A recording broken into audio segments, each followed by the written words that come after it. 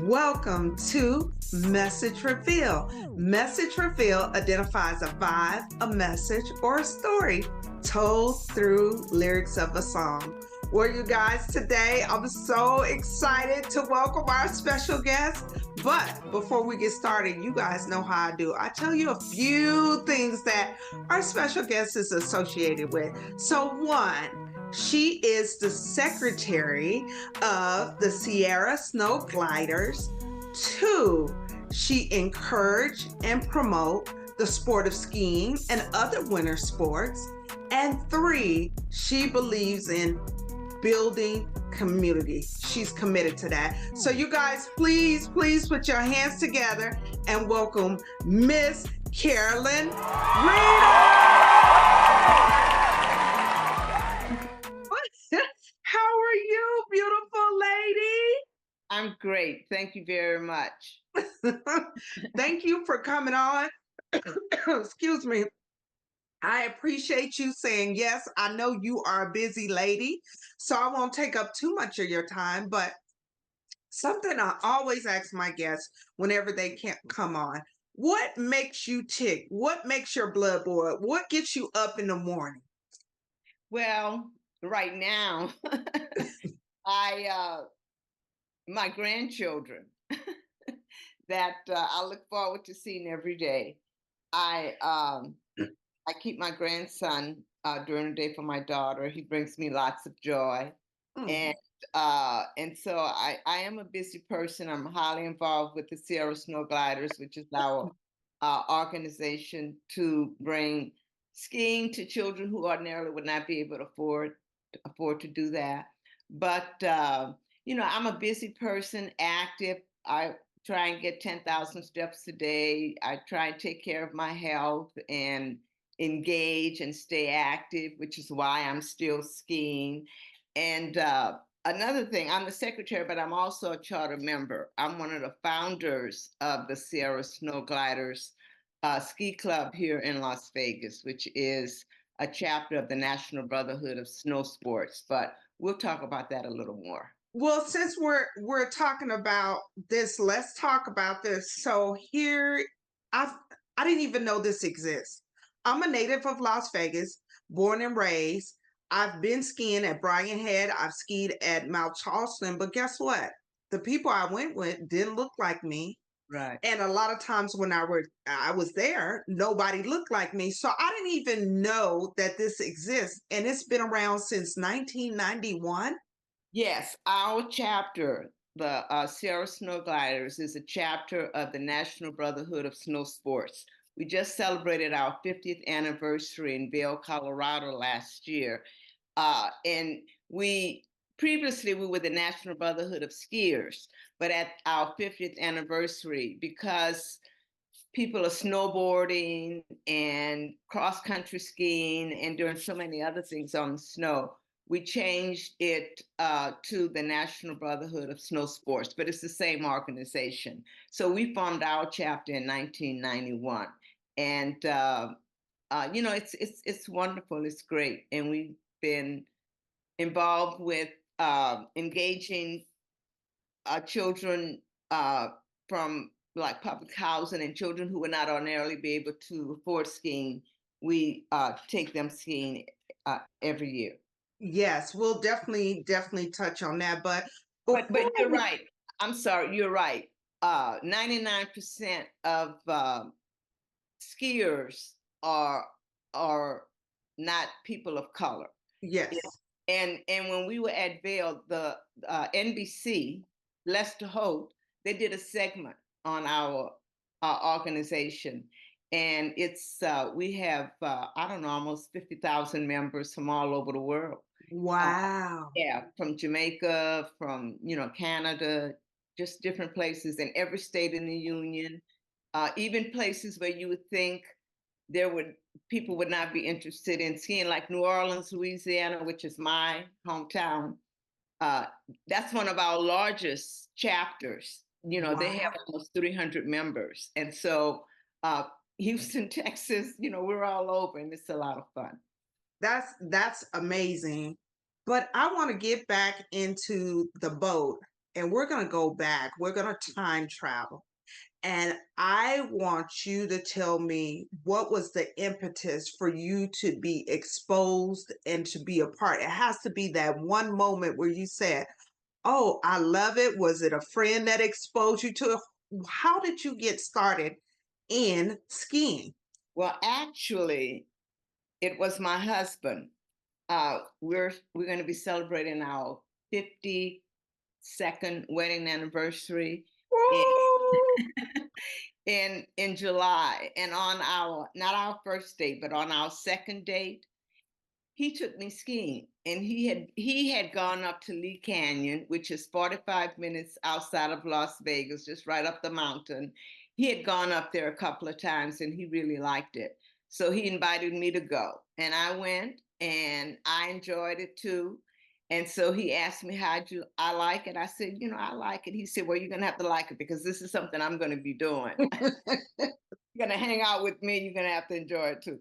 And I do. So that's how we got involved. But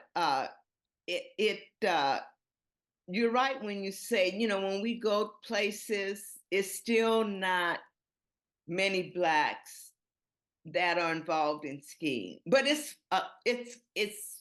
it's grown, right, over the Mhm. years. But in, proportionately, it's still primarily a white sport.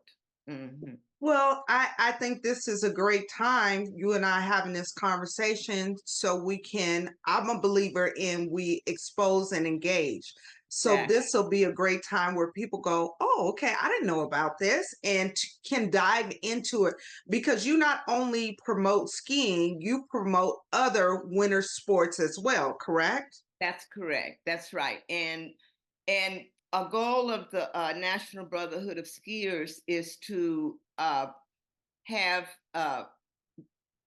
Black athletes uh, take part in the Winter Olympics in winter sports and skiing. And we're very close. There's a young man that's in the Western region that's in the National Brotherhood of Skiers. It looks like he's going to make the Olympic team this year, and he's a snowboarder. And Wow. so, oh yeah, so we've come a long ways, and we don't. It's not just an organization for skiing. We do other things. We take summer trips. We We've been to Costa Rica. We've been to now these are families and adults in the organization. That's one part of what we do: travel, make friends, establish friendships, reconnect with friends every year in this organization. But the primary focus is the skiing. And with that, we not just engage our children, but we engage other children who would not ordinarily be able to do this. That's a big focus of our organization as well. Yes. And we provide everything. We provide the clothing, we provide the lift tickets, the ski rentals, the ski instruction, and the kids absolutely love it.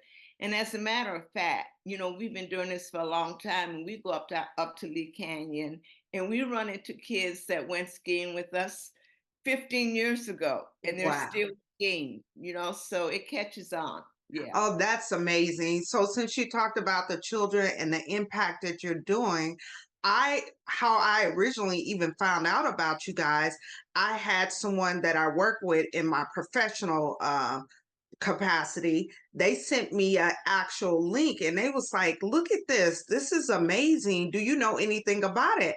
And it was from a News 3 interview back in January the 7th, and you guys took a large group of children from the Southern Nevada Housing Authority up to Lee Canyon.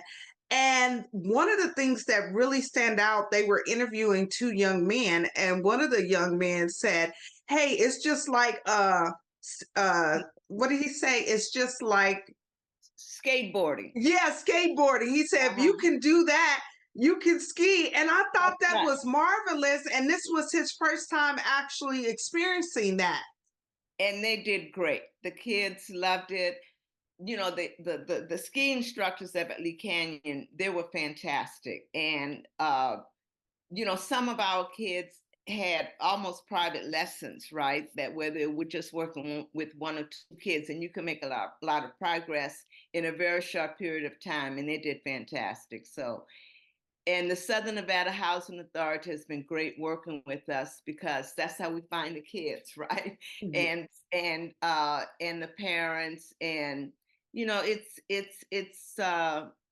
very successful, and we enjoy doing it.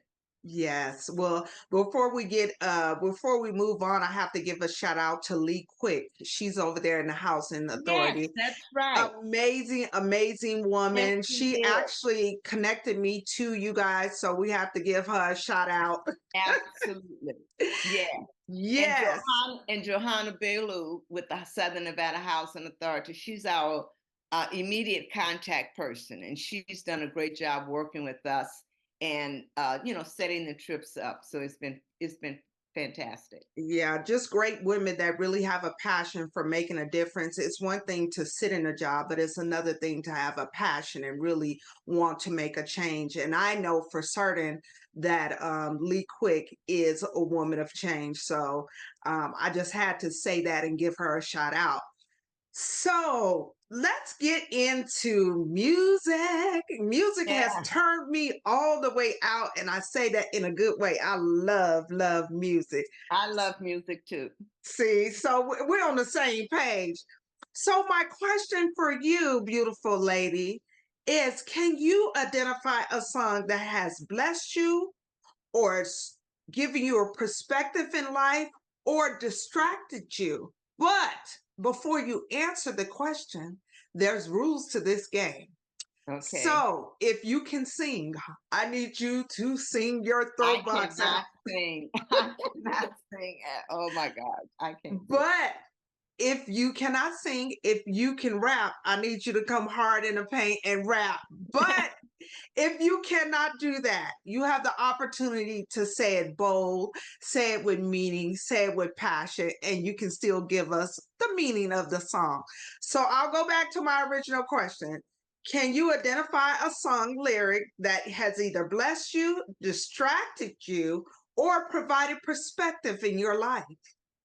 Uh, you know, uh, Whitney Houston's "The Greatest Love of All." Oh, That's one of my favorite songs because it teaches you, and I don't know if "teach" is the right word, but to love yourself and believe in yourself, and you can do anything. And that song was popular, when I was a young woman, and I can really really relate to that. So that's always been one of my favorite songs. And another is another artist is Michael Jackson. Believe Human Nature. oh, I love that song. Yes, Man in the Mirror. And I think that, today, with everything that's going on in the world today, I think that, and, those songs have, such uh, such wonderful messages. And another artist that I'm thinking about is Marvin Gaye, What's Going On, which I think is the greatest album ever produced.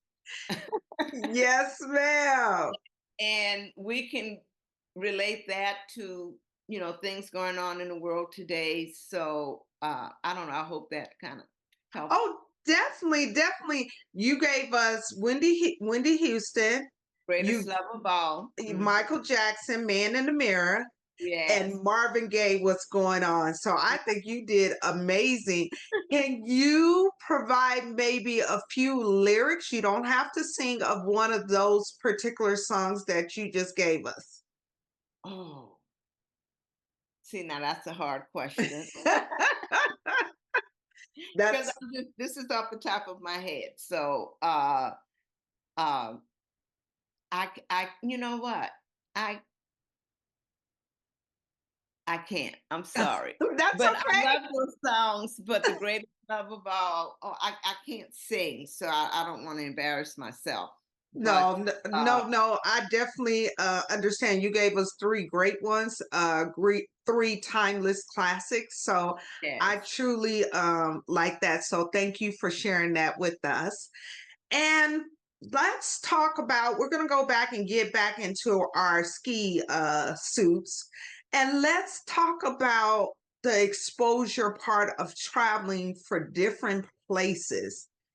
Can you talk about some of the places that you probably typically may not have never went, but because you were traveling for the sake of skiing, you've been Right. exposed to these places? Right. Well, in terms of skiing, I'll talk about the ski trips and then I'll talk about some of our other trips that we take as a national organization. Uh, but we've been to Austria, Innsbruck, Austria. We've been to Canada skiing.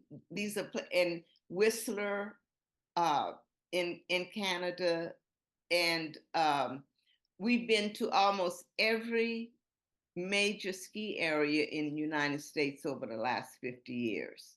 Vail, Snowbird, Alta, Breckenridge, you name it, we've been there. So those are the winter sports. And each mountain that we visit, there's something great about each one. Whether it's the size or whether it's just a quaint mountain, but it's really beautiful. And with great snow and great skiing. And we're fortunate that we live in the Sierras, because Mammoth in California and Lake Tahoe, they have some of the best skiing in the world. And Mm. and the Rockies, which is over here on the west, uh, the Rockies and the Sierras have some of the best skiing in the world. So we're fortunate that we can take advantage of these resorts. When we go to other resorts, like when we went to Austria, large mountain, but the snow was not nearly as good as the snow here in the United States. So there's something special about every place that we go. And uh, just being in those different communities as well, it's really wonderful. But during the summer and the spring, just 2 years ago, we went to the Costa Rica, the rainforest, which was really, really nice. And then, well, more than nice, it was fabulous. And Punta Cana and Negril. We traveled all over the United States through the National Brotherhood of Snow Sports. I think that's wonderful to get that exposure, like I said before, and it may have been places that you may not have thought to go, but because your organization say, "Hey, we have something going on, you guys join." Now, you talked about somewhere warm. What was the last place you mentioned? The last place, Negril, we were in Negril in July of last year. But we also, and before that, Punta Cana, and before that, Costa Rica. And Costa Rica have an area to ski, or you were Oh going no, there? no, Okay, these are summer trips. These are summer. okay. So I want to make the point that the National Brotherhood of Skiers. We started out just during winter trips, right? But then we made friends and the organization grew. And then we said, well, let's get together other times of the year as well. And so that's when we go to other areas of the world and experience those environments as well. So it's not just skiing, it's traveling all over the world is what I, it is. I But love our it. major focus, of course, is on the skiing. We have a summit, we call it the NBS Summit every year, and that takes us to a major ski area. And then we have what we call Urban Fest. So we're skiing with the NBS 3 or 4 times a year on ski trips. And then we do our own trips here in Las Vegas and involve the children in our community. And we take them to Lee Canyon and to Brian Head. We've taken them to both of those places. As a matter of fact, we're going again up to Lee Canyon on March 9th. And then if we can get a third trip in, we're going to take them up to Brian Head before the season is over. Oh, that would be wonderful. That'd be a great way to give them a different perspective. Like Lee, I've been to Lee Canyon and I've been to Brian Head, totally two different places. Yes, it is. Right. Yes. So I think that, and it gives them the opportunity to go out of the state and go right next door to Utah. That's exactly right. And it's a 3 hour drive up to Bryan Head. It's a larger mountain, and like I said, we provide everything. We have fundraisers that we do. We write grants and raise money so that we can take the children from public housing to participate in these sports, in this Yes. sport. Hmm. So we spoke of the word children. Let's get a little bit more intimate in your children and what they've been exposed to in this world of skiing. Did you provide that to your own children? Absolutely. Our children started skiing at the age of 4, and they're both avid skiers today. My daughter uh, and my son, of course, they're both adults, but I think the first, we started them right up at Lee Canyon also. Oh, And then we branched out and took them to Mammoth and Bryan Head and different places over here on the West Coast. And every year we take a family trip, and it's always a winter trip where we go skiing. So, and now I have two grandchildren, two grandsons. Well, my youngest is just 16 months, but my oh, 7-year old, he joins us, and he's learning how to ski also. So our own children, for members of the ski club, uh, they participate as well, of course. And so, but we have many members that don't have children and used to ski but don't ski anymore, but they're still very, very active in our organization. But they're not. So we have members that don't ski but believe in what it is that we do, and so they'll be joining us, when we go up to Lee Canyon. They serve as chaperones. And, it's just a lot of fun just to be in that environment and the ambiance and watching, children, and adults out there having fun and learning. Our whole thing is we want them to learn new skills, and it's good for them uh, socially, mentally. It just brings, just to see the joy that they experience when they're out there in the snow. And, it's something that we think they'll always remember. So, and we're hoping that they, can continue. And we take some of the kids year after year, they'll continue with us, as we do this. So it's been a lot of fun. I love that when I introduced you at the very beginning, I talked about committed to building communities. This is the first step to build communities, meaning we have everybody. It's not just the children, it's not just adults. We have seniors, we have everybody that's a part of this ecosystem that get you, like you said, some people they don't ski anymore, but they're there to support, to chaperone, to Exactly. guide. And I think Yeah, that's necessary when we have a full ecosystem of everybody participating. That's high elevation to me. And that's right. That's right. it makes it enjoyable as well. That's exactly right. Yes. So I just want to, I have something on my mind. Now, you said people will come and they don't ski anymore, but can I ask you, do you ski and do you mind telling your age? If you don't, you don't have Oh, no, to. I don't mind. I'm 77. I just had a birthday last Friday on February 16th. And Happy birthday. I do still ski. As a matter of fact, for my birthday, we skied Mount Bachelor up in Bend, Oregon, and we went up there for a week. My family. That was our winter trip this year, and Oh, we had a great time. So I still ski. My husband skis, and I still enjoy. And I'm going to continue to do this as long as I can, I know because that's yeah, it's so much fun. And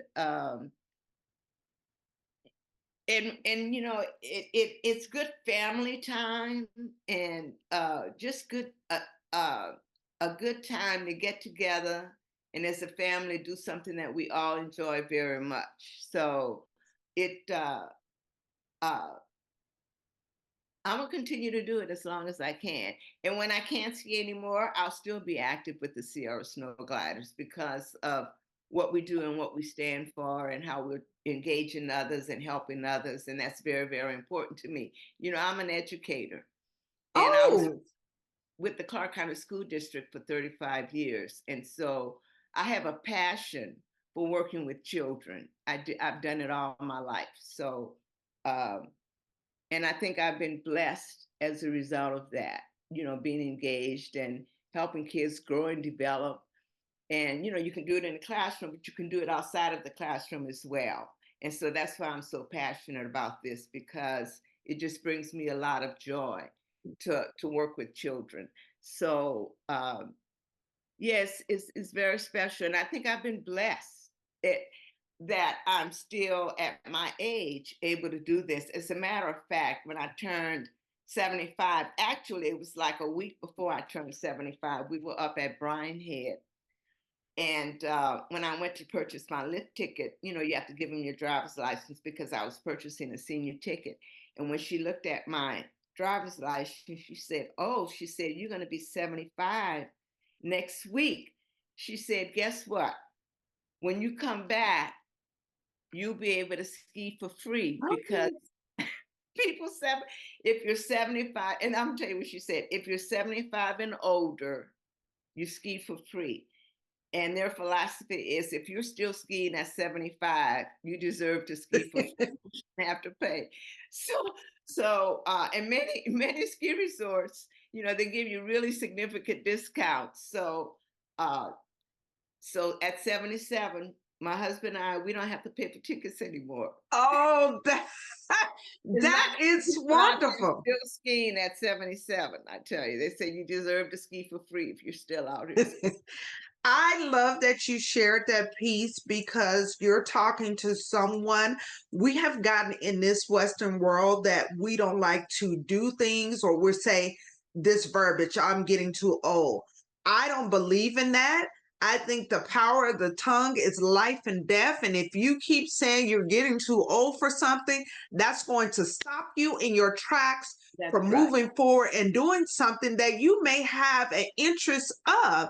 So I think this has been a running theme, and I'm so glad you were able not only to share your age, but to share that you keep moving, you keep Oh, yeah, pushing forward. And I liked what you said at the very end. You said, until I can't do it anymore, and then I'll go and do something else. that's right. Yes. Yes. Yes. I think taking care, you know, being healthy, you know, you're blessed. I feel blessed that, like I said, I'm able to still do this at this age. So I'm going to take Yes. advantage of that. Right. Yes, I definitely love that. Well, we're going to get back into I have another question about music, and I know without a shadow of a doubt you can answer this particular question. So, can you tell me a song that you actually sung as a child? I mean, you was like, yes, yes, yes, and you loved it, and then you became adult. You like, wait 1 minute. I didn't know it meant this, and it actually meant that. Can you share a song? Do you have a song that you can think of that you thought about, like you sung it as a child and then you became adult and it didn't mean that what you thought? Oh boy, let me think. Uh,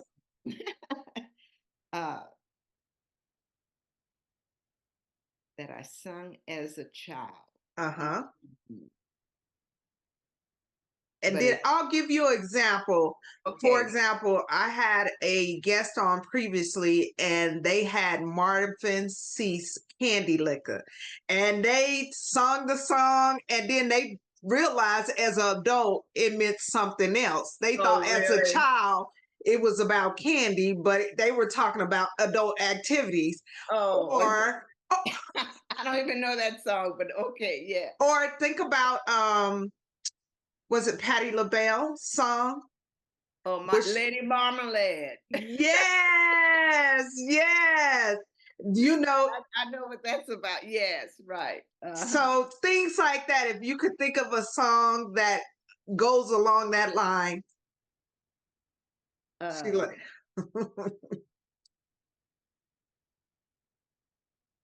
So let's see. Well, you know what? We'll say Patti Yeah, LaBelle's song. You yeah. brought it up. Okay. Yeah, Lady Marmalade. Right. I used to sing that song. Yeah. And when did you realize what it was talking about? Well, actually, as I got older and as I listened to it, I said, "Oh, okay, all right." You know, marmalade. I'm thinking about the jam.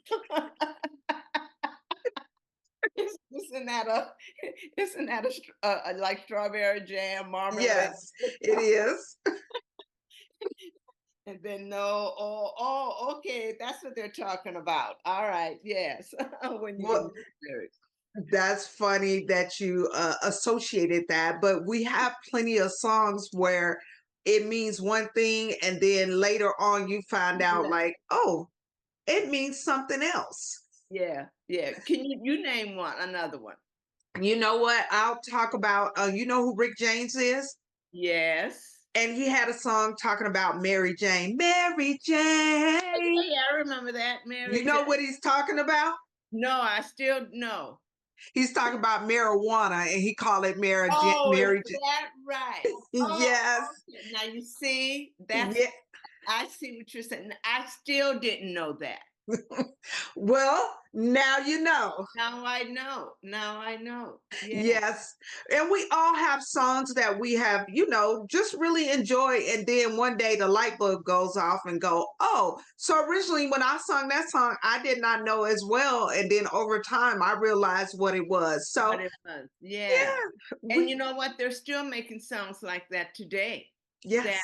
the lyrics and all, and I'm not really into rap that much, but but I know that they're and I'm not saying I don't like rap. I'm just saying that well, for me, it's hard for me to understand what they're saying. But anyway, but I know that there's often songs that uh you really have to listen closely, to understand the lyrics and understand what it is that they're talking about, right? That still goes on, yes. Mhm. Yeah, and a lot of times you will have songs that have layers of complexity, meaning you think it means one thing, then it actually mean another thing, or it gives you the opportunity to give your own perspective of it. I don't know if you're familiar with the OJs. I think the song was about what he talked about sitting in his favorite dungarees, and as he talked about this love that he lost, it sounds like a love song, but he was actually talking about a dog. Oh, really? Yes, I cannot think of the name of the song right offhand. But again, the complexities or what we think it's about, and find out when they, interview the person, it's like, no, he was talking about a dog that I lost. So you're really into music. You like Oh music. my gosh. Music Music has person. really, really blessed me in many ways. And I say that, and I'll ask you this one last question about music. When there is no one around and you need to lift your spirit up, and you can't call your husband, your children not available, your mother's not available, you have to pull your own spirit up. What song can you tap in and you like, yes, I feel so much better just by listening to that song. It has pulled your spirit up. Oh my gosh, I guess, there's more than one, but I'm trying, oh gosh. Well, you know what? I'm going to go back to many of Michael Jackson's songs and Whitney Houston. Yeah. Those are the songs that I can, really, really relate to. And I like, some of Adele's music. Oh, And yeah, I do. And I'm gonna, I'm, I'm is gonna, there a spiritual song or a gospel song that you tap into when you feel some type of way?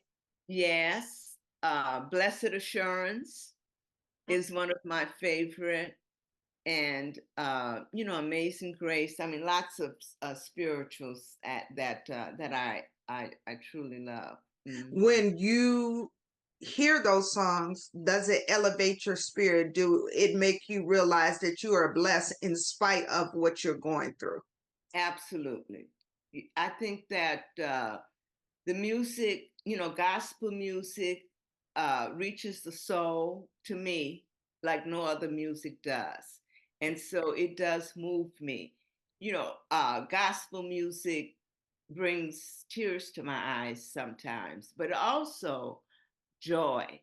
So, and I belong to St. James Catholic Church, and we have a gospel choir that is fabulous. And so, many people go to 11 o'clock mass for that gospel choir. You know, you know, many of the churches here have fabulous choirs, but St. James does too. All Mhm. right. Well, we'll shout out St. James. Yes. Yes. Well, it has been such an amazing time having the opportunity to talk with you, to pick your brain, to get your perspective on how you see life and how you love the sports of skiing and support winter sports. It's just been absolutely amazing. So before we get out of here, can you please share with my audience any social media handles, any websites that you Right. guys have? So if they want to tap in and become a part of your ecosystem, they can have that information. Okay, the best way to find us is to go to our website, www.sierrasnowgliders.com. And it's full of information about our organization. I'm gonna repeat that. It's just sierrasnowgliders.com.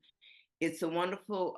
It's a website. You can actually join the organization on the website. You can read about what we've done over the years. You can read about the National Brotherhood of Skiers. There's lots of pictures, of the kids, out up at Lee Canyon. We just posted a new picture, but over the years, and it provides all of the information that you need. So if you think this is a sport that your children would enjoy or that you would enjoy and learn something new and get involved and engage in an environment that's rich with beauty and uh, fun, then and it is, I can almost guarantee parents that their kids will love winter sports. So again, it's sierrasnowgliders.com. And I can be reached if you're interested uh, at my email, reedomcs@gmail.com. If you want to communicate with me personally, you can do that. Carolyn Haywood, I want to shout out to Carolyn Haywood. She's the president of the organization. And, as a group, we all work very, very closely together. But please go to our website. I love it. I really appreciate this time. And before we get out of here, I always give my little spiel. I talk about the journey and the destination. The journey is where we learn and where we grow.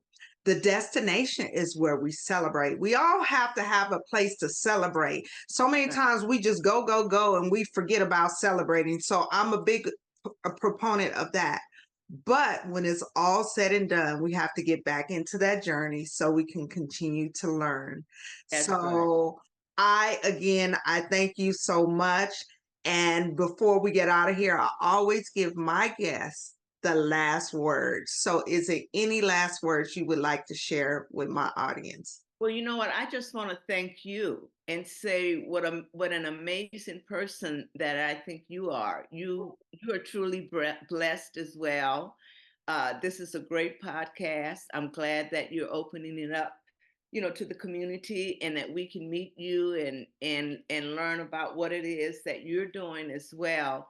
And so this has been a lot of fun, and I really appreciate the opportunity that you've given me to talk about the Sierra Snow Gliders and winter sports. And you do a fabulous job. So thank you very much. Well, thank you. I so appreciate that. And you guys, before we get out of here, please put your hands together and thank Miss Carolyn Reedom. Thank you so much. You are amazing. Thank you. And I shall, as I say to the other ones, to the men I salute and the women I bow. So I bow to you. And I will be in touch. And thank you so much. Thank you. Thank you for allowing me to do this today. It's been great. Thank you. I'll talk to you soon. Okay, bye-bye.